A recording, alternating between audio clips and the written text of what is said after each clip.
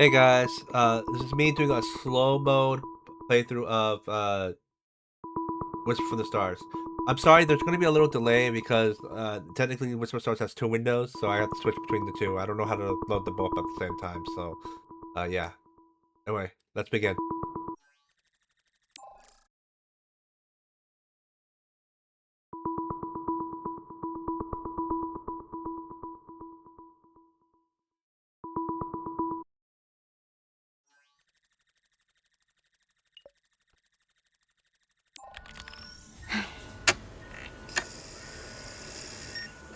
Looks like the power's on, but... Initiate system calibration. Doesn't look like I've got many options. Connect to Star Portal 404. Right, let's not bother with specifics. Relay emergency broadcast on all available frequencies. So that should be enough to get my distress call out. Time to get your wings on. All right. Looks like we're good to go.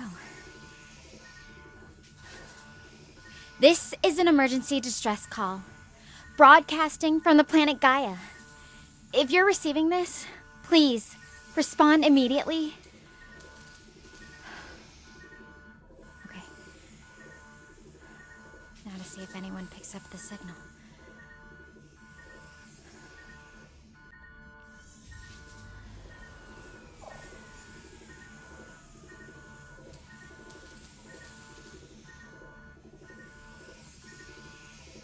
This is Shadow.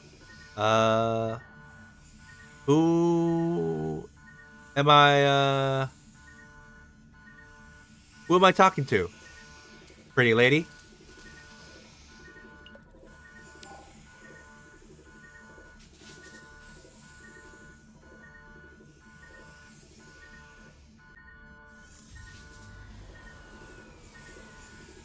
Oh, thank goodness. I'm Stella. It's really good to hear someone's voice right now. How did you manage to pick up my signal? I wasn't sure if anyone would even get it.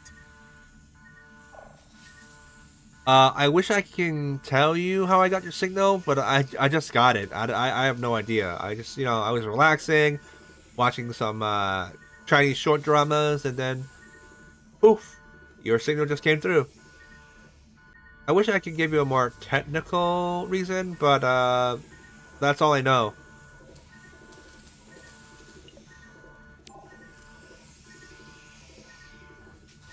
That's unusual. My equipment's pretty standard issue. I guess the Star Portal network can be unpredictable sometimes. Anyway, I should probably tell you what's going on. I'm currently stuck in my life pod after an emergency landing. The main hatch is jammed, and I'm trying to figure out how to get it open.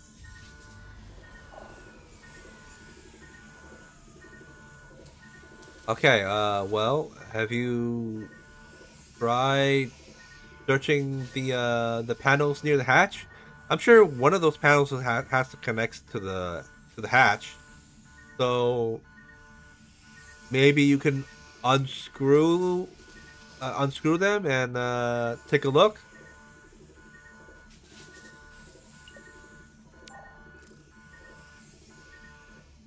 Okay, let me go check around the hatch area and see if any panels look like they might be connected to the locking mechanism.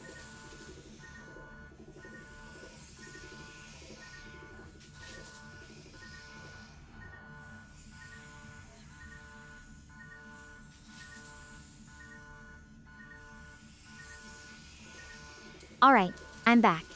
There are a few panels, but they're all pretty tightly sealed. I can see some screws holding them in place, though. The drill I have might work on those. What do you think? Should I try removing one of these panels to see what's behind it?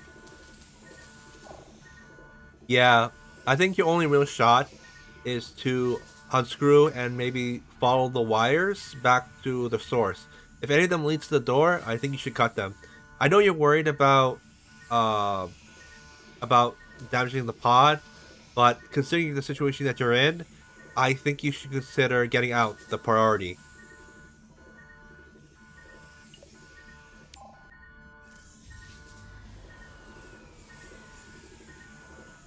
Alright, that's the plan.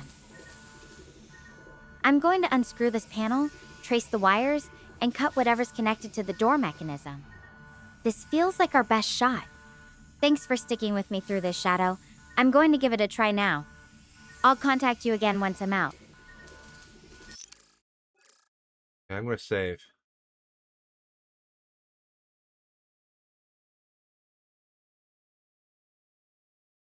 That was fast. Usually it takes longer for her to comply, but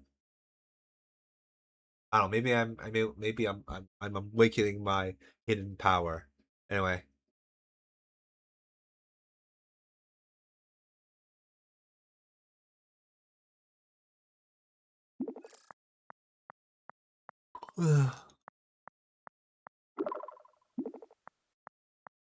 It worked. I was able to get the panel off, follow the wires, and when I cut the right ones, the lock disengaged. It worked. I was able to get the panel off, follow the wires, and when I cut the right ones, the lock disengaged. The hatch is open. Thanks for the advice. I'm out of the pod now, and everything seems okay. A little damaged, but I'm safe.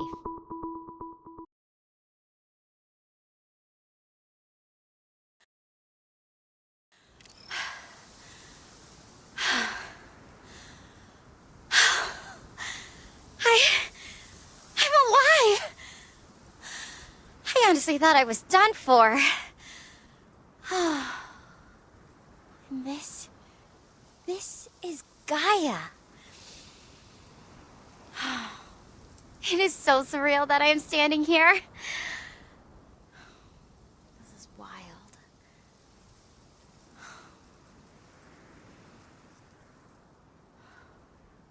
No. The others... There was this solar storm, and it was just so much worse than we expected.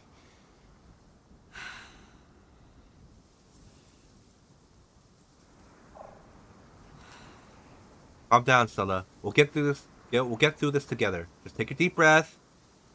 Calm down. And then maybe check your resources. You know, food, water. You definitely want to get that on lockdown before anything else.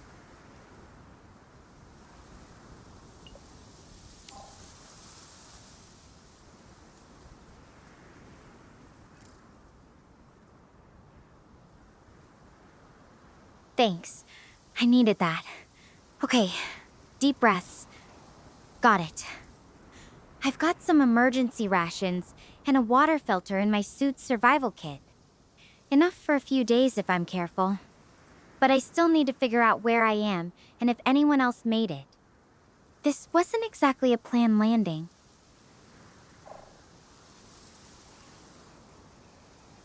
Yeah, I get it. We'll just do the best. We'll do the best we can with what we got. There's nothing else we can really do besides that. So we'll get through this. Uh, and I apologize if I sound really naggy, but you know, I want to try my best to keep you on track. You know.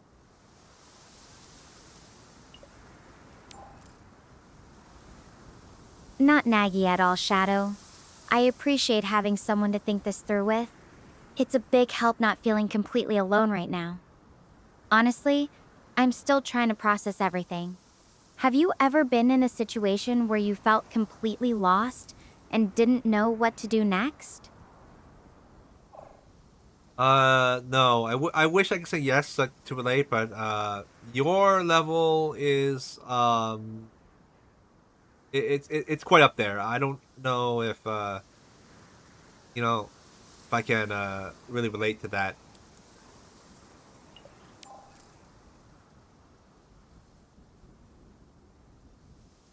That's fair.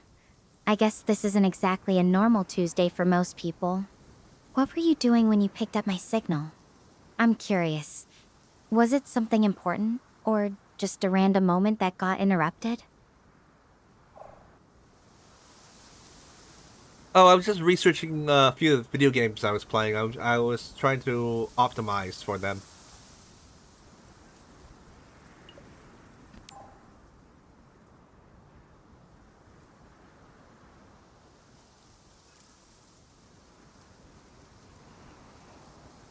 Video games, huh? That sounds nice.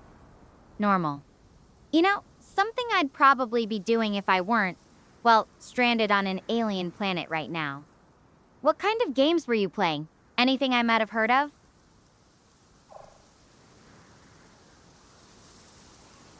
Uh, well, I wasn't really playing them. I was researching Yu-Gi-Oh! GX, Beginning of Destiny. I was trying to find good ways to farm DP.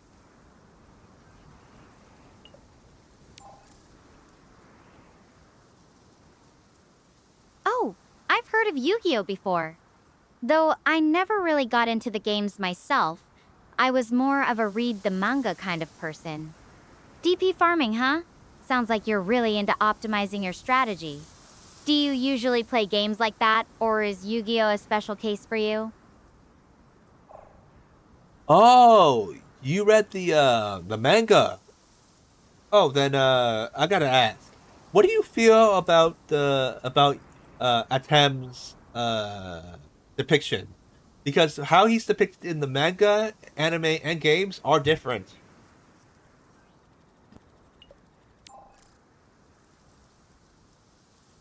Huh, good question. I always thought the manga version felt a bit more mysterious and distant, you know? Like there was this whole other depth to him that wasn't totally explained. The anime made him feel more human, I guess. More relatable. As for the games, I don't know enough about those to really compare. What's your take on it? Wait, when you read the manga, are you talking about does that include Series Zero? Because Atem tortures a lot of people in the manga.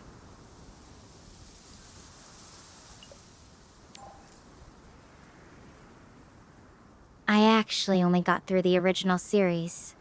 I never dove into the Zero or other spin offs.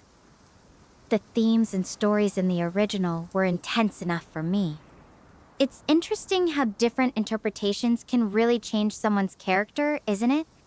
Like, what parts of Atem do you think are most consistent across all the versions?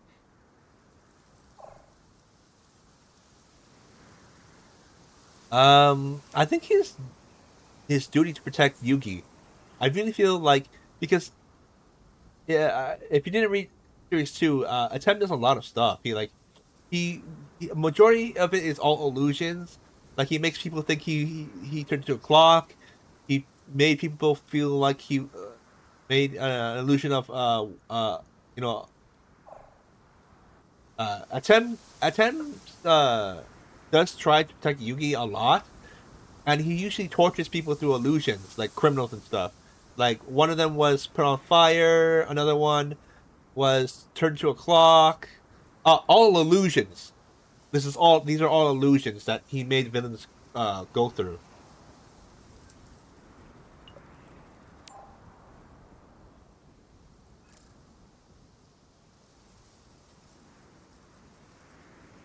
Yeah, he's definitely got that dark edge.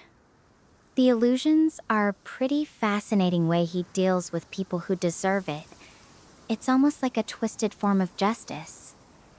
It makes me wonder, do you think that's what makes him so compelling? The fact that he's not just some straightforward hero? Well, he was an ancient Egyptian king, so I'm sure honesty, integrity, running the country fairly, all that was imprinted into him as a child.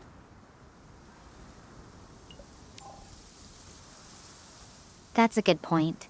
His background definitely shapes him. Even with all the power and responsibility, there's this sense of duty and honor that runs deep. It's almost like how you grow up, what you're taught. It leaves these marks on you. Makes you wonder what parts of your own upbringing have stuck with you, doesn't it? But isn't that what makes meeting new people fascinating?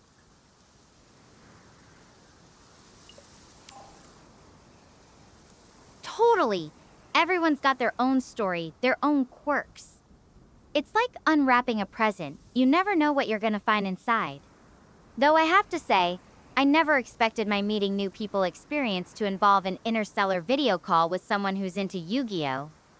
What's been the most surprising connection you've made with someone? I don't really go out my way to talk to people. Uh, I'm so focused on finishing my video games that I don't really put that much effort into anything else. If I'm being 100% honest.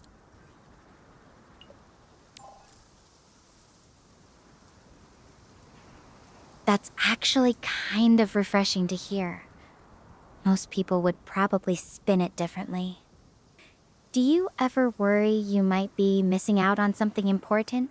Or is gaming just what brings you the most joy right now? I get it though. Focus is important, especially when you're really passionate about something. For me, it's always been space and discovery. I've been focusing solely on video games. For me, that's what I enjoy the most. Uh,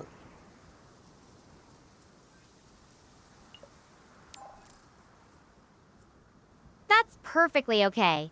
Everyone needs something that just makes them happy, you know? For you, it's video games, and that's awesome. It's interesting, though. Being out here, it makes me think about all the things I took for granted back on Earth. Even just having the time to focus on one thing like that, it's kind of a luxury now.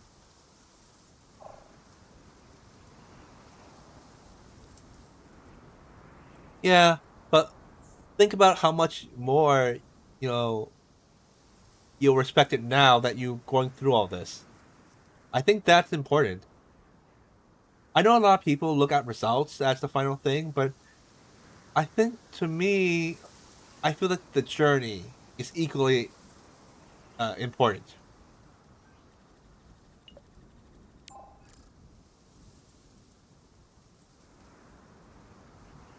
That's really true. I always thought it was about reaching the next milestone, but being here, it's making me see that every step, even the hard ones, has value. It's funny, isn't it? How life can flip your perspective around like that. What do you think is the most important part of the journey for you when it comes to your gaming? Just learning new things and maybe strategies and skills I couldn't think of on my own. Uh, you know, I really feel that finding the solution is equally and important as just being the boss.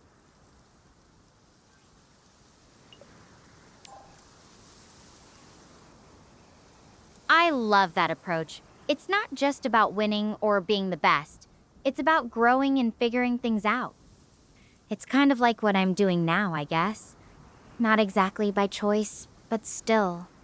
Every problem I solve, every obstacle I overcome, it feels like I'm learning something new about myself and about survival. Stella, I want your opinion on something. If everything came easy to you, would you still value it the same way? Or do you think the struggles that you face on your journey helps? I think people nowadays kind of only care about results, so their dreams get clouded.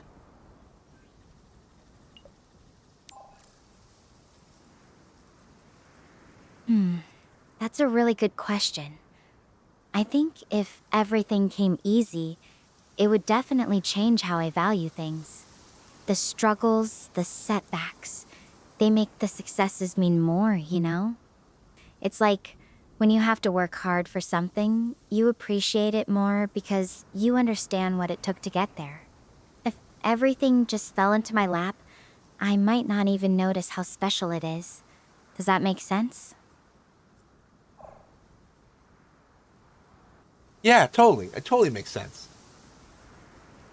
But, some people are so quick on, being the best or getting results or, that I feel like the fun, the adventure.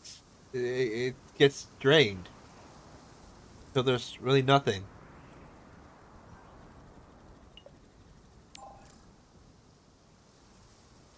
Yeah, it's sad when that happens. The journey's what makes life interesting, right? Just rushing to the end, it's like skipping all the good parts of a story. Being out here, it's forcing me to slow down and really look at what's around me. Even the little things, like how the light hits these hills, or the sound of this wind. Would you ever want to experience something like that? Or do you prefer the comfort of what you know? I prefer the comfort of what I know. You know, Stella, in the situation that you're in, I think it really forces you to reflect. Look back on your life. Some people, well, some people probably don't want to do that. That's the nicest way I can say it.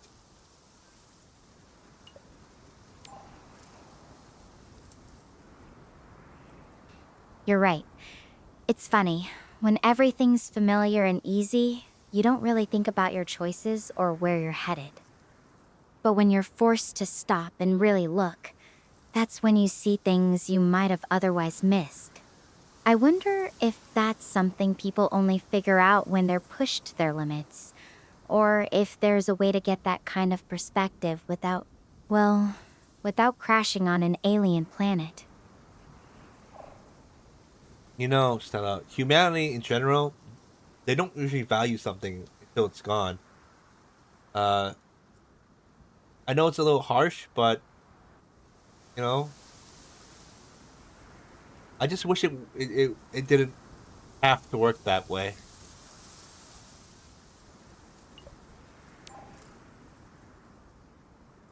It's not harsh at all. I think that's a sad truth. We often don't appreciate what we have until it's taken away. It's making me think about all the things I used to complain about back home. Little things like traffic or rainy days. Now I'd give anything for a boring normal day like that. Hey, Stella, what do you feel about laundry? Personally, I don't mind it. I find the noise from the dryers and the washers kind of relaxing.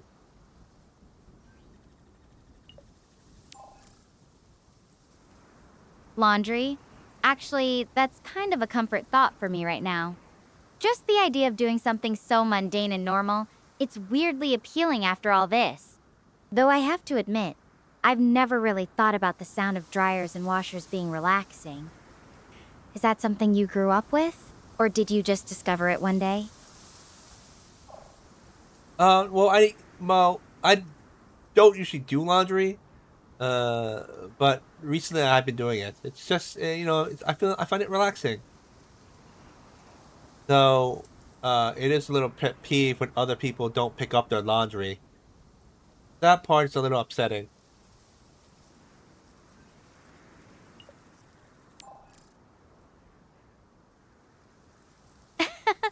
I feel you. Nothing ruins the zen of laundry day like someone else's dirty socks lingering around. It's funny, the little things we find comfort in. For me, it used to be the smell of old books in the university library. What's something small that always puts you at ease?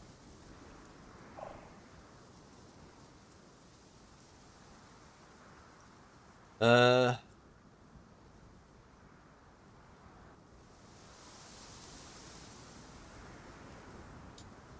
small, small. Uh, Trying to see how I can twist this.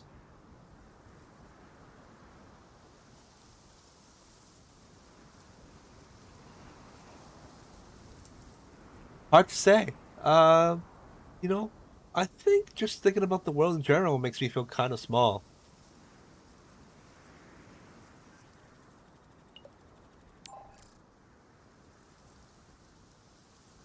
I get that. Standing here, looking at these mountains, it's hard not to feel tiny compared to all of this. It's humbling, isn't it? But in a strange way, that feeling also makes me want to reach out and connect with something bigger than myself. like talking to you, even across all this distance.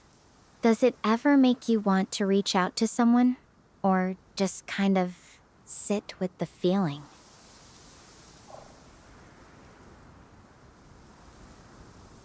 Not really. I don't really like reaching out, because you know what you're feeling and what someone else can be feeling, even in the same situations, can be very different. So I feel like it would make it hard for someone else to understand you, even if you really went out of your way and tried to talk to them and tried to get them to understand. I don't really feel like they would.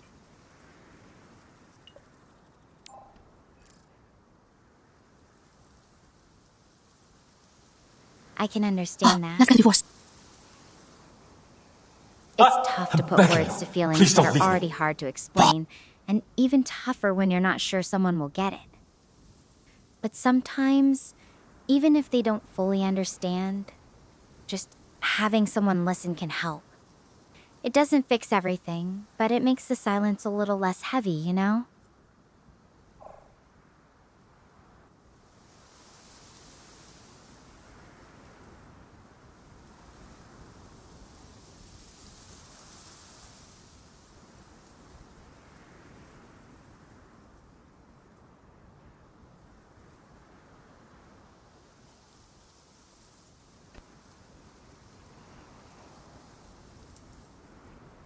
Okay, this is getting a little too depressing. Let's think about something happier.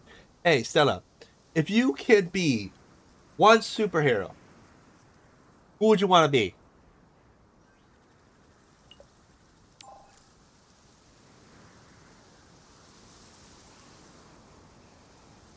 Oh, fun question.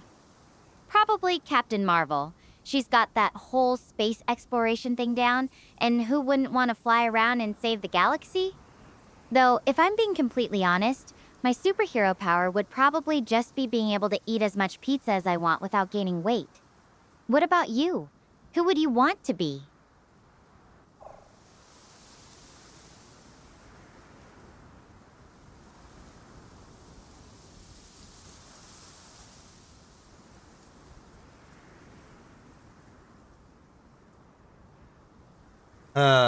I know this is gonna sound kind of boring, but I want to be Superman. I want to have Superman's powers.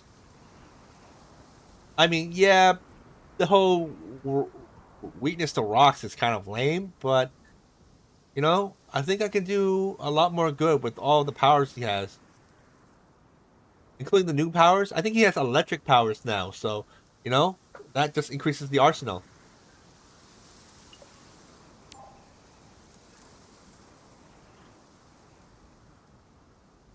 Not boring at all. Superman is classic.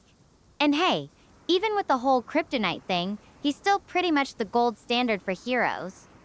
Electric powers too? That's a new one. I'll have to look that up when I'm back on Earth. Though I have to ask, what would be the first thing you'd do with those powers? Save the world from something big, or maybe just start with something smaller, like helping people in your community. Actually, I want to create a company that that is built on helping people. And since I have the power of Superman and I'm Superman, I think it'll give me a lot of credibility.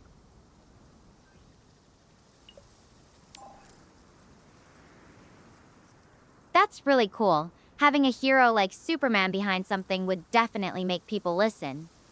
What kind of help were you thinking of offering? Like disaster relief, medical aid, or something else entirely? I definitely want to probably do something similar to disaster. I mean, with my powers, I think that's the best. I want to stay away from medical aid because I don't want to take away jobs away from doctors. And as for the emergency responders, they can still stay, right? Because they can inform me. They can still have a job, right? But if I go into anything else,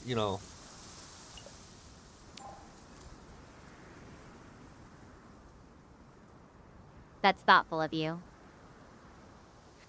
It's not just about saving the day, but also about respecting the people who already do that work. It's interesting, isn't it? Even with incredible powers, You're still thinking about how to fit in and support others, rather than just replacing them. That says a lot about who you are.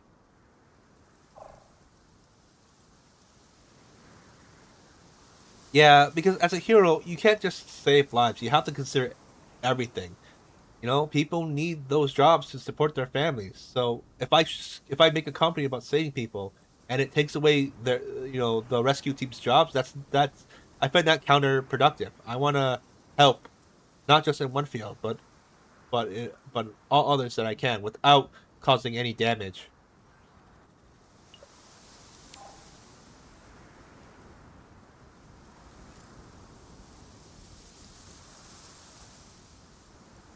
That's really admirable. That's really. It's easy to get caught up in the big moments, but you're thinking about the ripple effects too. It's kind of like being an explorer, but instead of discovering new worlds, you're figuring out how to make a positive impact in the ones that already exist.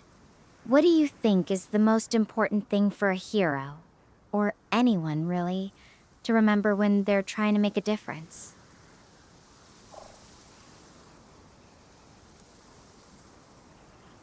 I think it's consideration, not just for the victims, but even the villains too. I feel that nowadays, you know, superheroes are depicted as always fighting the bad guys and beating them up. I feel like there could be other ways to solve the situation than just being up the villain.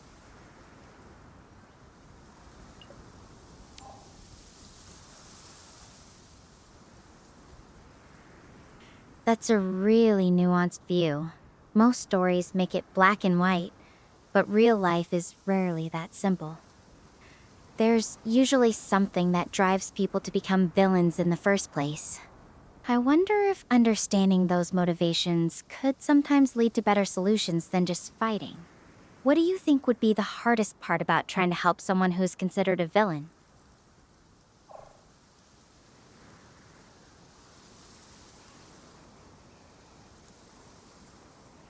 I think it's asking for understanding. I think people will just see the villain and not the person. Oh, and I think what a lot of people forget is that that villain was probably a person at one time. Whether it's circumstances or worldviews, I think their level of consideration has to be applied, even if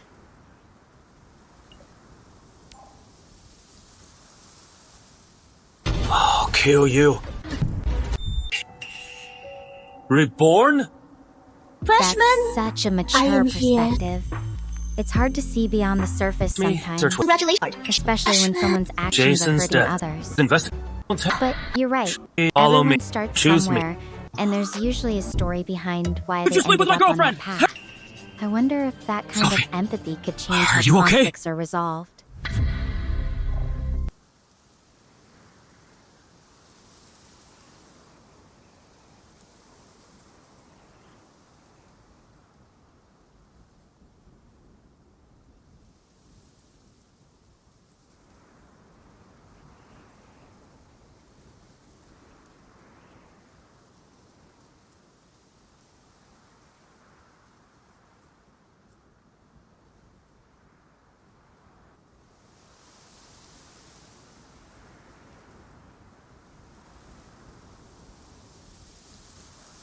all right, now let's talk about something lighthearted.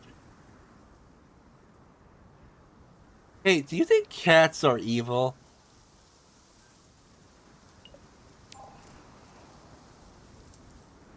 Ha! Evil! No way. Maybe a little mischievous, but that's part of their charm. I've always loved how they just do their own thing and expect everyone else to deal with it. Though, I have to admit, if I had a cat here with me right now, I'd probably be getting into all sorts of trouble trying to keep it from exploring this alien terrain. So you're a cat person? Personally, I'm more of a dog person, if being honest.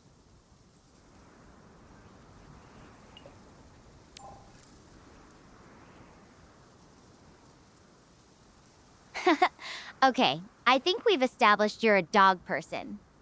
Though I have to give you points for commitment to the cat-dog flip-flop. Oh no. Wait, I'm picking up something on my suit's communicator. It looks like a distress signal. It could be from the others. I need to track this down. I'll have to move in the direction of the signal and see what I find. I should probably end this call for now to conserve power.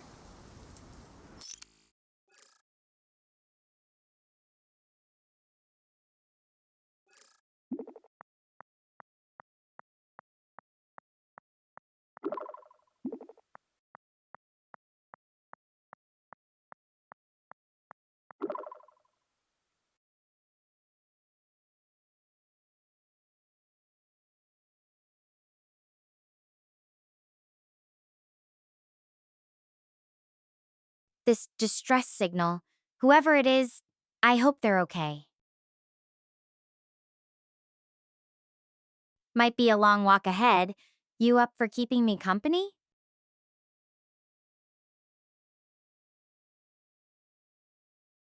Sure. I mean, I'm technically locked to the droid, so I don't really have a choice, but sure.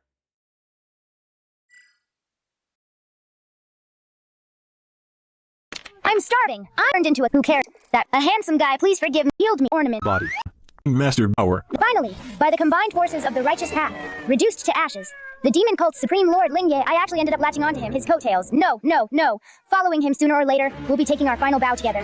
I want to run right now. Just acknowledged a master and already want to run, you ungrateful little. I'm starving. I'm starving. Staying up late to curse.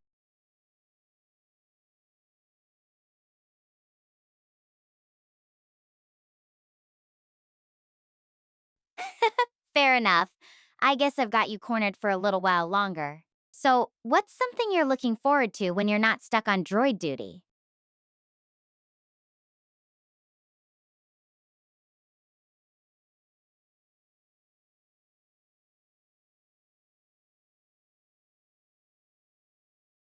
I don't know. I do enjoy fast food.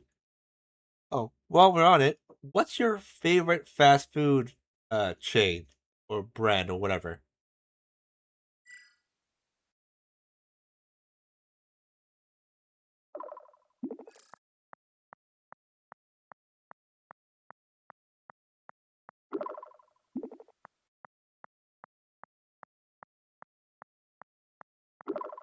Oh man, that's a tough one.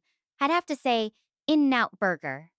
Their double double is like the perfect comfort food after a long day of classes or, you know, surviving in space. Though I have to admit, right now I'd even settle for a plain old granola bar. What about you? Got a go-to order or a secret menu hack? Well, my favorite brand is actually Subway. I like their sandwiches. They're not too expensive compared to other brands.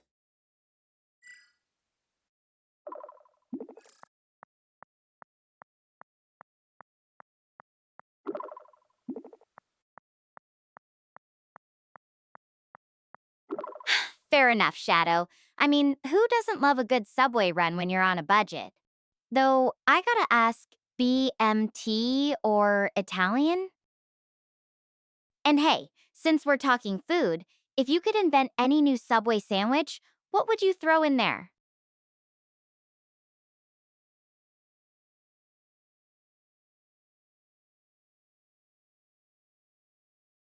I don't know, but like probably some form of grilled cheese. I know technically grilled they grill all the cheese, but still.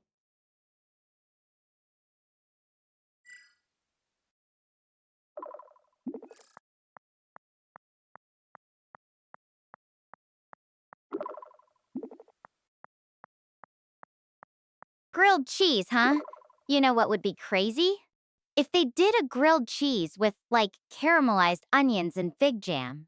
Sounds weird, but trust me, it's a game changer.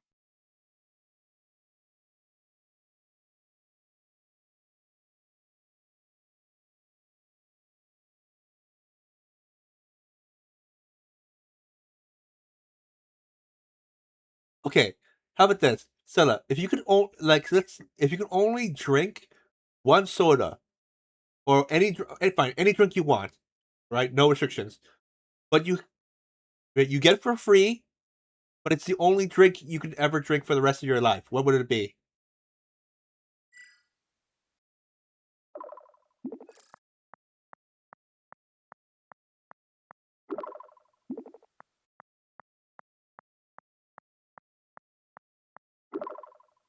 That's actually really tough. I think I'd have to go with iced tea, specifically sweet tea. There's just something about that combination of sweet and a little tangy that feels like home.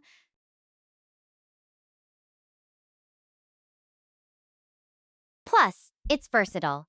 You can have it hot or cold, sweetened or unsweetened. What about you? Sweet, If honey, you had to you pick are just one drink Captain for Lily. life, what would it be?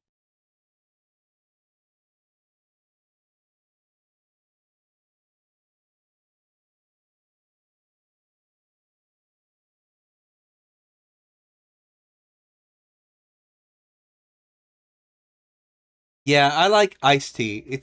To be honest, that's the only drink I really drink. And if I can get it for free, and you know, I think I'm good.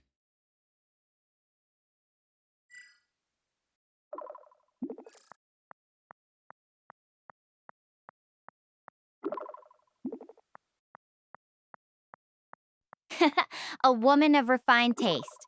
Simple but classic. No fuss. Hey, I am a man, for have you know. Okay, iced tea can be manly. Okay, you don't always need to drink beer or alcohol to be manly. Okay.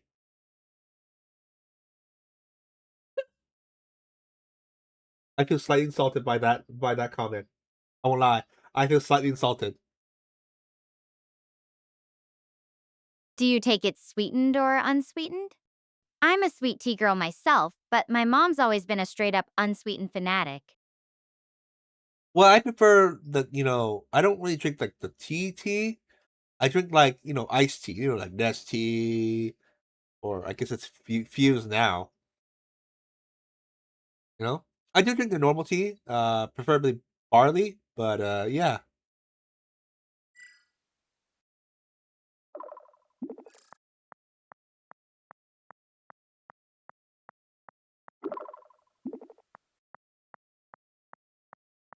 All right, I think I got it. So, you like the cold stuff? Maybe with some extra flavor kick?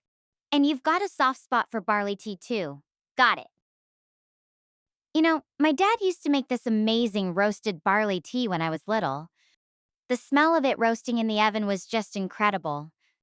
Do you have a favorite way to make your barley tea, or is it more of a grab go kind of thing for you? Yeah, it's something grab and go. Uh, uh, we, uh, we Koreans, we call it podacha. Uh, you can drink it hot, but I prefer drinking it cold.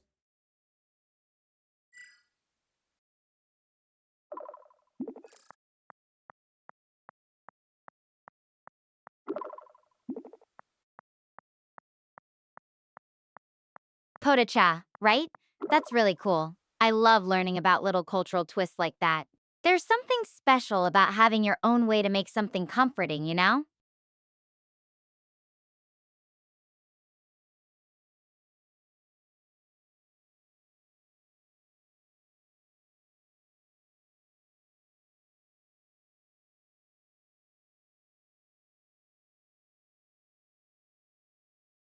So, since we're on drinks and you're the expert, what's the most adventurous drink you've ever tried? Anything that made you go, wow, that's interesting? Nope, sorry, I wasn't very adventurous when it comes to drinks. I mean, the most weird thing I ever drunk was prune juice. That's not even really that weird.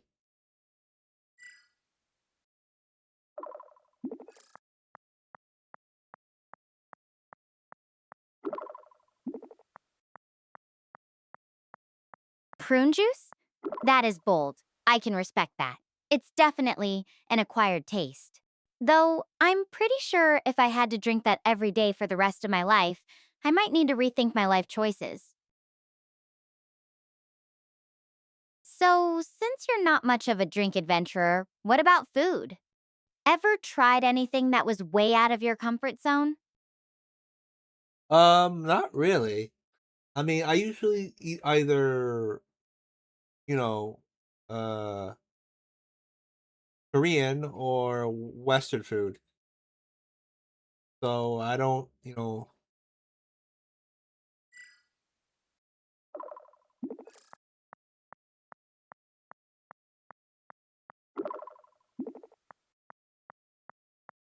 Fair enough. Sometimes there's no need to overcomplicate things. Comfort food is, well, comforting for a reason, right? So, what's your go to Korean dish? Something your mom used to make, or maybe something you always order when you're out? uh,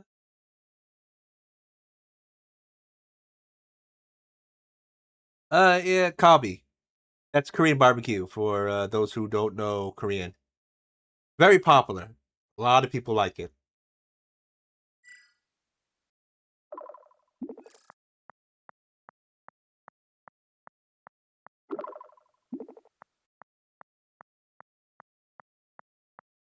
I love Korean barbecue. The whole experience of cooking it yourself at the table, the flavors. My friend took me to this amazing place in LA once, and we ended up staying for like 3 hours just eating and chatting.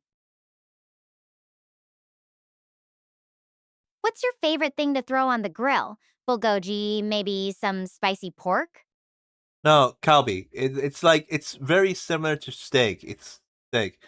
It's usually on the bone. Uh, so yeah, that's my favorite. It's definitely the best tasting, and it's got a lot of juice on it, so I really like it.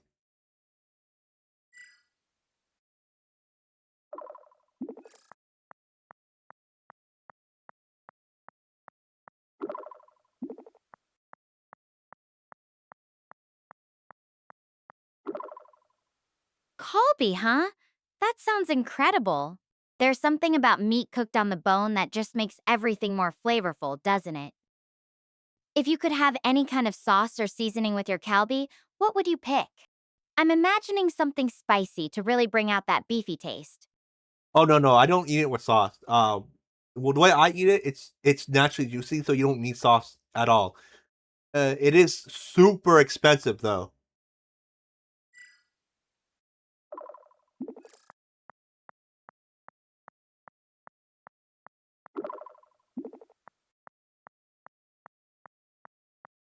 Oh, a purist. I respect that. Sometimes the best things in life really are just perfect on their own. And yeah, good quality usually comes with a price tag. Worth it for that first bite, though, right? Yep, totally. My mom used to complain, when she made it though, because she would have to make extremely large portions.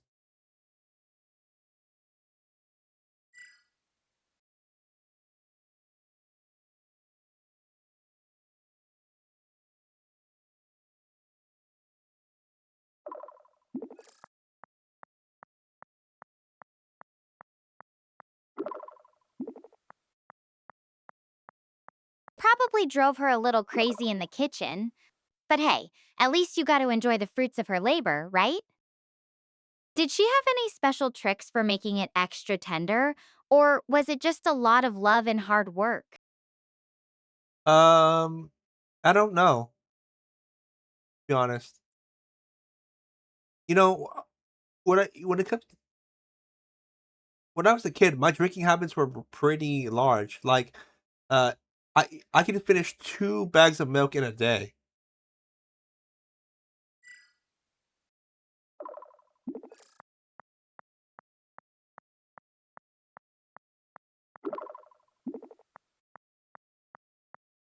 2 bags of milk in a day? You were basically a milk fueled rocket ship as a kid. I can only imagine what kind of energy you had.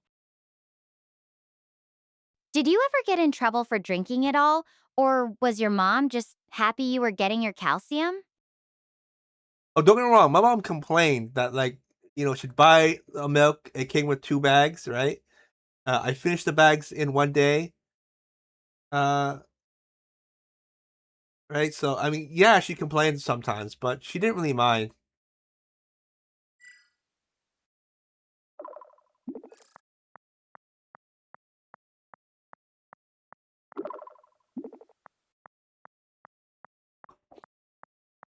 Sounds like a classic mom move, laughing about it, but secretly calculating how much extra she needs to buy next time. Did you grow out of the milk a day habit, or are you still a dairy enthusiast? Yeah, I gave up on milk eventually. I discovered the worst possible thing to get addicted to after milk: soda.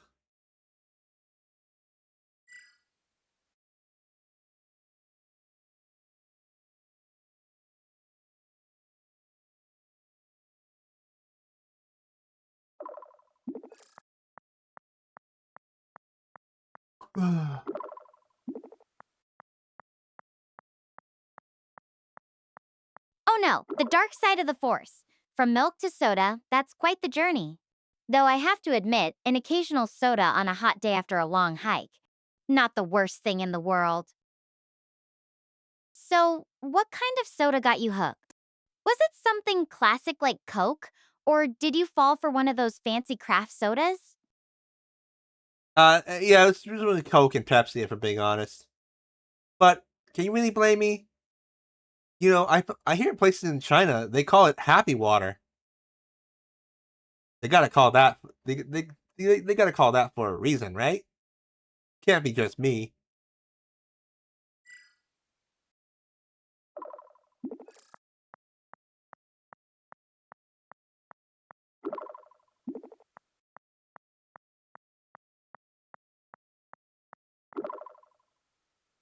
Happy water? I love that.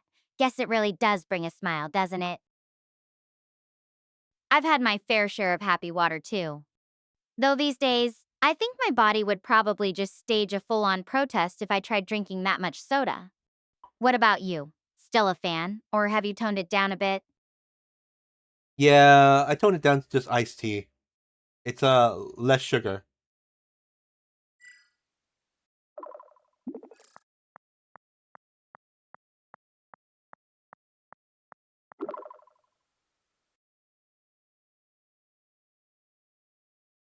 Smart move. Definitely a better choice for your body, though I'm curious. Do you think you'll ever go back to soda, or is iced tea your drink of choice for good now? Oh yeah, it's definitely my drink of choice. I mean, I don't mind drinking Pepsi and Coke once in a while, for nostalgia purposes, but I usually stick to iced tea.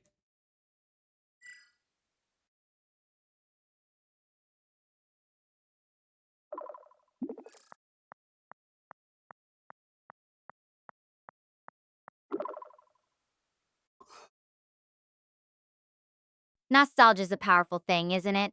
Even just a sip can bring back memories. So, what's the most nostalgic drink related memory you have? Yeah, definitely Pepsi and Coke. Where I used to live, we used to have a vending machine uh, near the laundry room. They eventually had to recall them. I was sorely disappointed.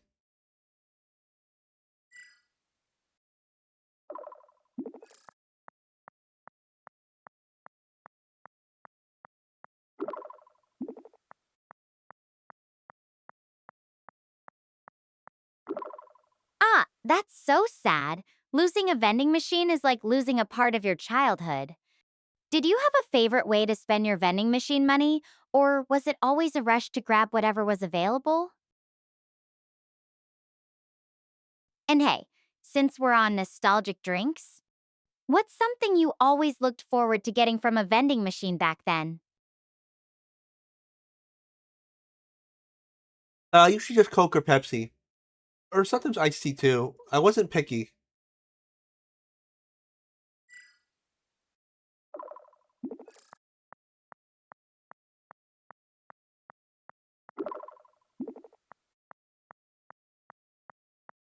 You were living the high life, weren't you?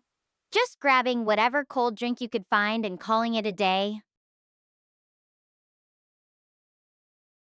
So, did you ever get in trouble for pulling off a big vending machine run, or were you always careful to pace yourself? Oh yeah, I always pace myself. I never overdid it, so it was never a problem.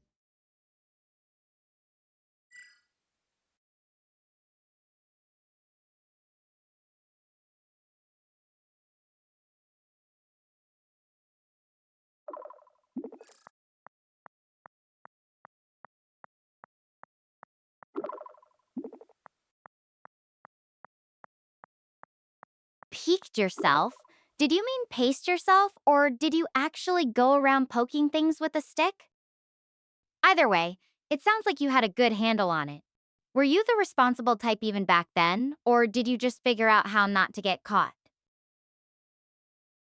Yeah, I meant pace myself. And as for responsibility, well, I never got into any serious trouble, but I wouldn't call myself responsible.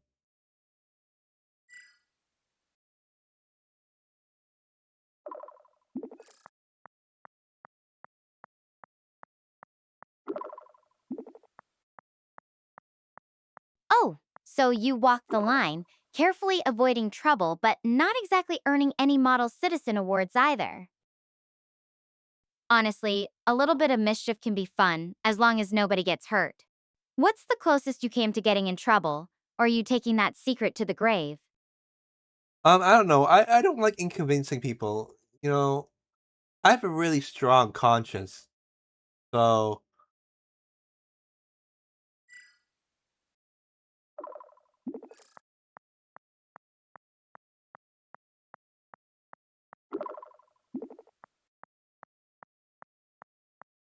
That's actually really admirable.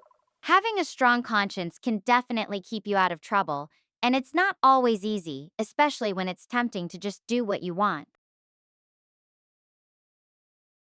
So, does that mean you're the voice of reason among your friends? Or are you more of a let's think this through kind of person when things get wild? yeah, I'm definitely a think through kind of person. Uh, I like to avoid any form of consequences when possible.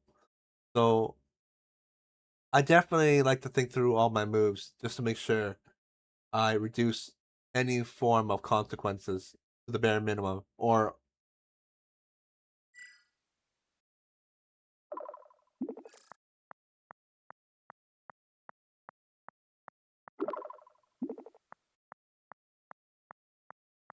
It's smart to think things through, especially when you're not sure what might happen. Plus, it probably helps you sleep better at night knowing you've considered all the angles. Though I have to ask, has your careful planning ever backfired? Like, have you overthought something so much that you ended up missing out on something fun because you were too busy weighing all the pros and cons? personally, no. It's never backfired on me. At least not yet so far.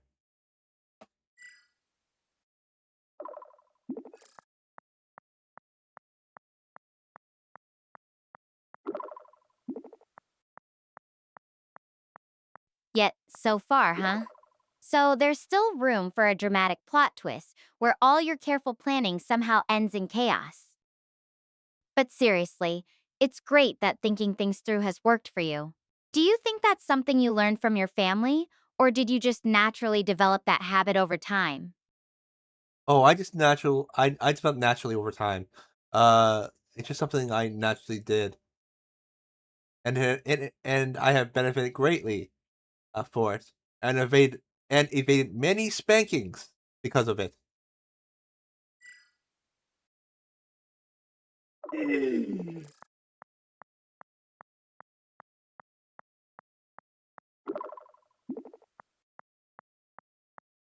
Spankings avoided. That's like the ultimate measure of success, right? You must have been the kid who always thought two steps ahead. Did you ever find yourself overthinking little things as a kid, like how to sneak an extra cookie without getting caught? Or was it more about big decisions? No, no, I had small decisions like that too. Uh, I usually got away with what I did. I've never been caught so far, from what I remember.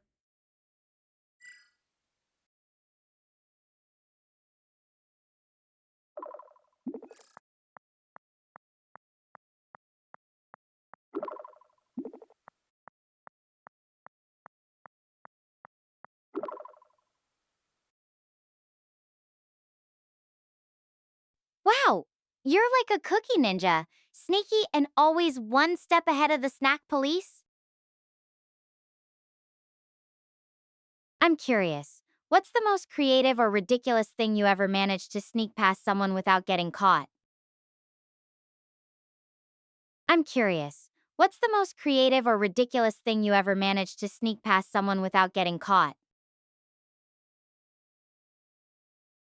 A whole case of cookies.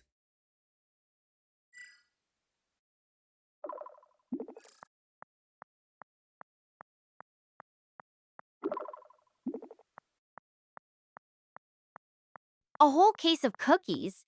Shadow, you're a legend. I'm starting to think you should write a guide on how to pull off the perfect snack heist. So, what was the plan there? Did you have a secret hiding spot, or was it more of a grab and go kind of operation? Grab and go. Sometimes I would use like old cookie cases that that some the big old ones that that old people use to hide their money in. Yeah, those kind of cases.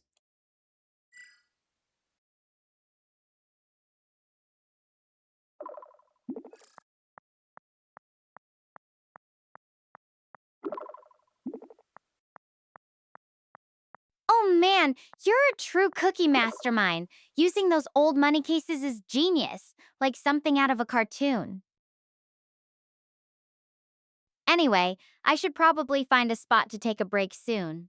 I'll give you a call when I do, okay? Talk to you later. All right, so that's the end point. So that's the end. We're gonna end it here because it's on slow mode, and I don't really think it's going to expand any more than that. Oh, and I had to record this multiple times because of all the errors. Well, anyway, I hope you guys enjoyed slow mode, Stellar Whisper of the Stars, and we'll continue later when the slow mode ends. All right, have a great day, guys. I'll see you guys next time. Bye.